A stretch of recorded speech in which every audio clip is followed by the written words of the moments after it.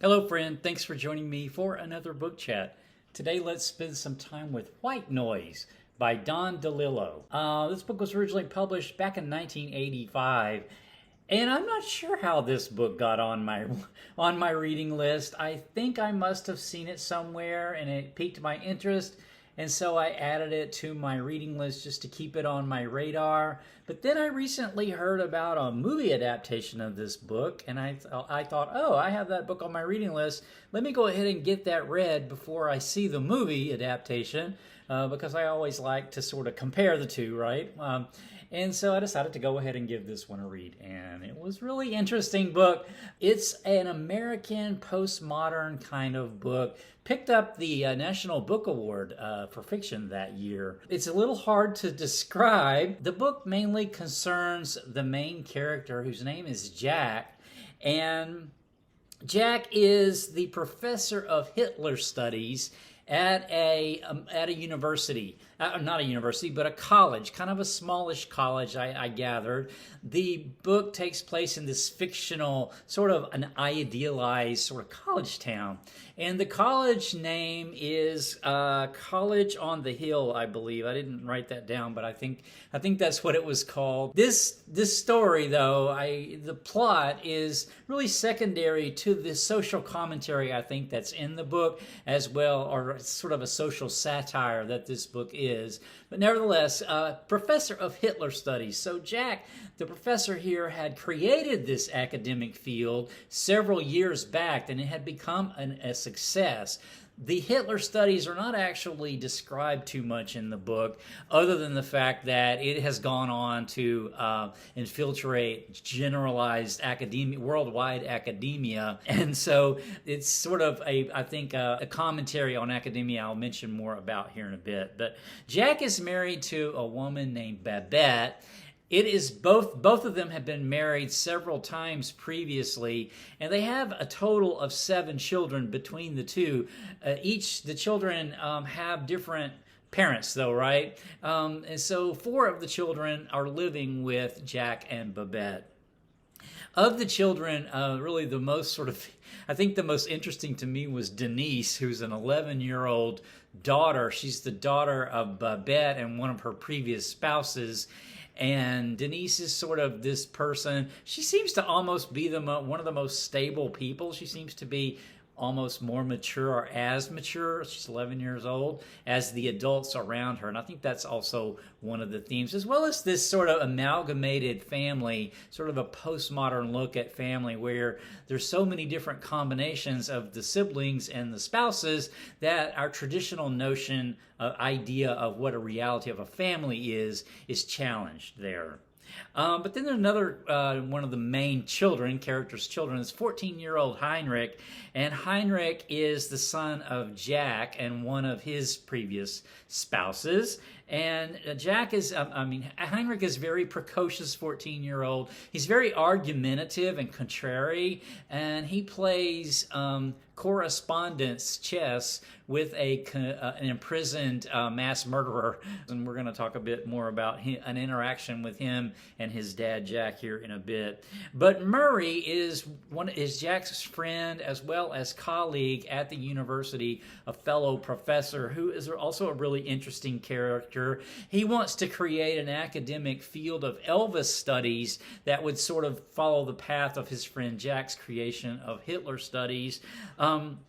Murray teaches a course on the cinema of car crashes, and he theorizes throughout the book on many subjects, such as the meaning of supermarkets. But a couple of major events really push the narrative forward, but really serve as really the context that this other social commentary, social satire, then is delivered to us, the reader.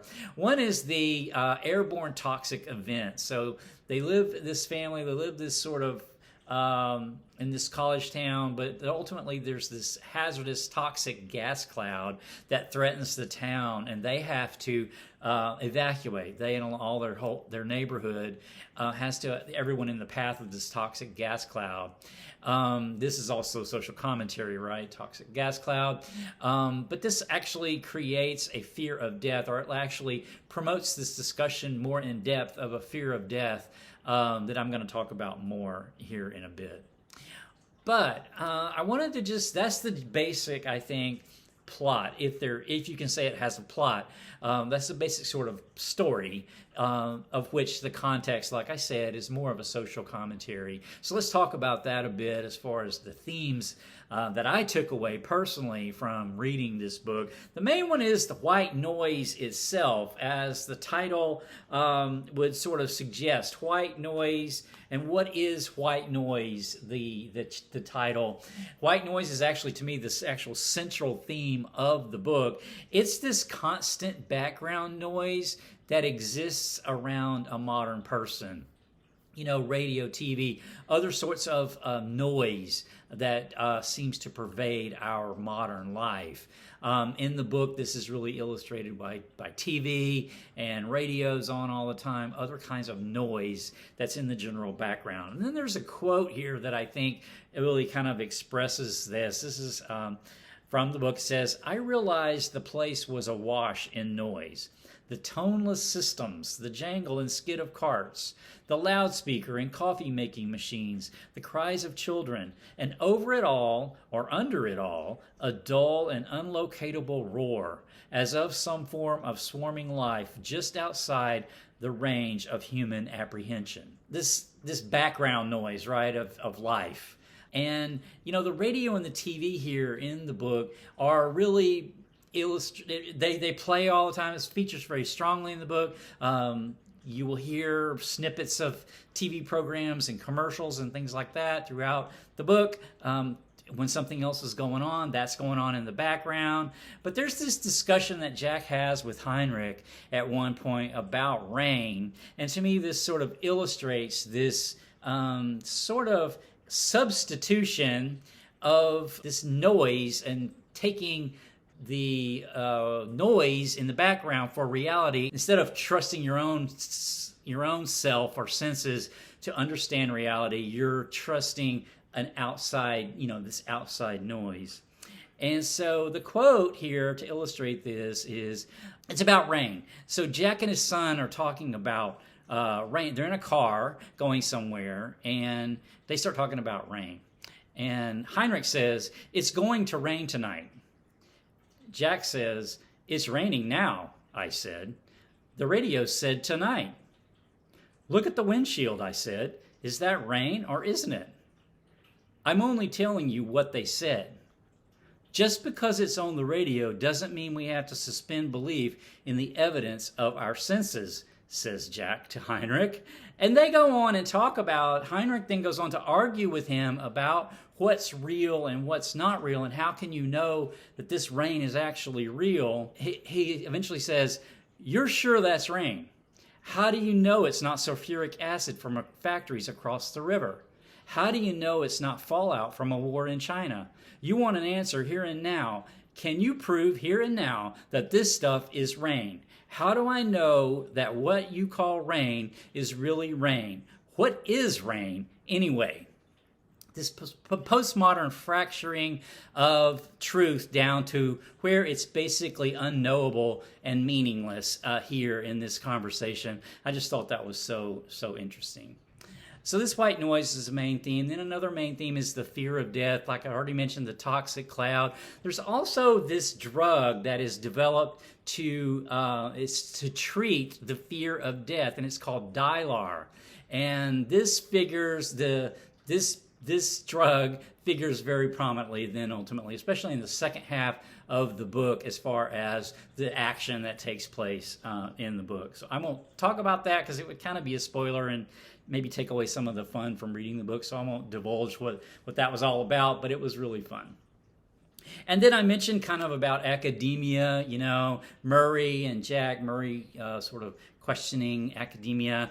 Murray says here at one point, I understand the music, I understand the movies, I even see how comic books can tell us things. But there are full professors in this place who read nothing but cereal boxes. Again, substituting something, the noise, cereal boxes being noise, substituting that for something real, reality. And I think here, this really applies to us in modern times, because this book was written in 1985, and I think this has all been amplified over the last few decades until here we are in the Twitter sort of social media instant information world, where our white noise in the background has even gotten worse. And we often say that this sort of technology, like our phones, is a distraction. But what this book is arguing is it's not so much a distraction, but a substitution. You're substituting this for something else. And so the book also talks about one of the main themes I think it's talking about here is the lack of spirituality, the lack of connection to anything beyond ourselves, to anything grander than ourselves. So the death of religion.